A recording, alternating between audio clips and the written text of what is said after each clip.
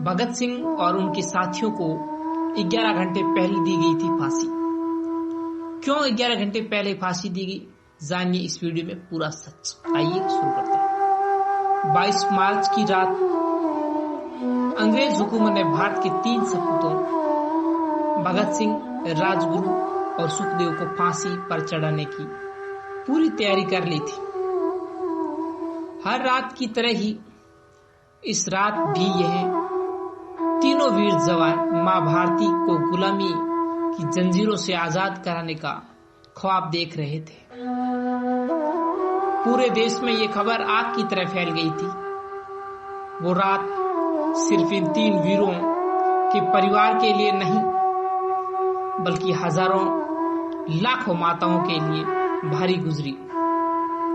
लेकिन कुछ ऐसा हुआ कि अंग्रेज सरकार को तय समय से 11 घंटे पहले 23 मार्च को इन्हें फांसी पर चढ़ाना पड़ा। भगत सिंह, सुखदेव और राजगुरु ने 1928 में लाहौर में एक ब्रिटिश जूनियर पुलिस अधिकारी जॉन सॉन्ड्रस की गोली मारकर हत्या कर दी थी। भारत के तत्कालीन वायसरॉय लॉर्ड इरविन ने इस मामले पर मुकदमे के लिए एक विशेष ट्राइब्यूनल का गठन किया, जिसने तीनों को फांसी की सजा सुनाई। तीनों को 23 मार्च 1931 को लाहौर सेंट्रल जेल के भीतर फांसी दे दी गई। इस मामले में सुखदेव को भी दोषी माना गया था। बता दें, केंद्रीय असेंबली में बम फेंकने के जिस मामले में भगत सिंह को फांसी की सजा दी गई थी, उसकी तारीख 24 मार्च तय की गई थी। लेकिन इस दिन को अंग्रेज के उस डर के रूप में भी याद किया जा सकता है। ये अंग्रेजों का डर था। डर के रूप में भी हम इस दिन को याद कर सकते हैं, जिसके चलते इन तीनों को 11 घंटे पहले यानी 23 मार्च को फांसी दे दी गई। फांसी पर जाते समय भगत सिंह, सुखदेव और राजगुरु तीनों मस्ती से गा रहे थे, तेरा रंग दे बसंती चोला, तेरा रंग दे बसंती चोला,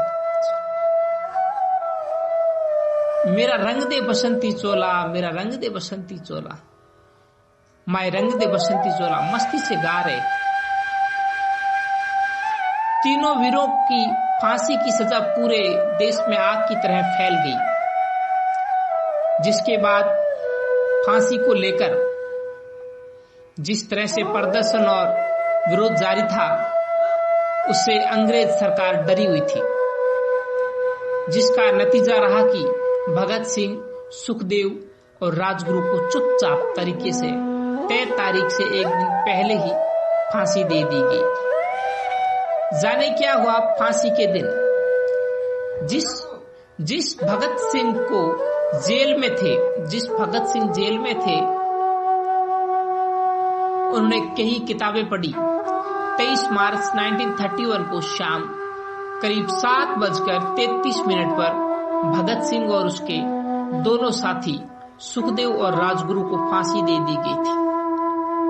फांसी पर जाने से पहले वे लेनिन की जीवनी पढ़ रहे थे। भगत सिंह को जब जेल के अधिकारियों ने यह सूचना दी कि उनकी फांसी का समय आ गया है, तो उन्होंने कहा, ठहरिए, पहले एक क्रांतिकारी दूसरे से मिल तो ले। फिर 1 मिनट बाद किताब छत की ओर उछालते हुए बोले, ठीक है, अब चलो। ऐसे थे भगत सिंह। भगत सिंह का जन्म 28 सितंबर 1907 को हुआ था। यह कोई सामान्य दिन नहीं था, बल्कि इसे भारतीय इतिहास में गौरवमय दिन के रूप में जाना जाता है। अविभाजित भारत की जमीन पर एक ऐसे शख्स का जन्म हुआ था जो साहित्य इतिहास लिखने के लिए ही पैदा हुआ है। जिला लायनपुर अब पाकिस्तान में है। गांव बाउली में क्रांतिकारी भगत सिंह का जन्म हुआ था। भगत सिंह को जब ये समझ में आने लगा कि उनकी आजादी घर की 4 दीवारी तक ही सीमित है तो उन्हें दुख हुआ। वो बार बार कहा करते थे कि अंग्रेजों से आजादी पाने के लिए हमें मांगने की जगह रण करना होगा। नमस्कार दोस्तों, ये जानकारी आपको कैसी लगी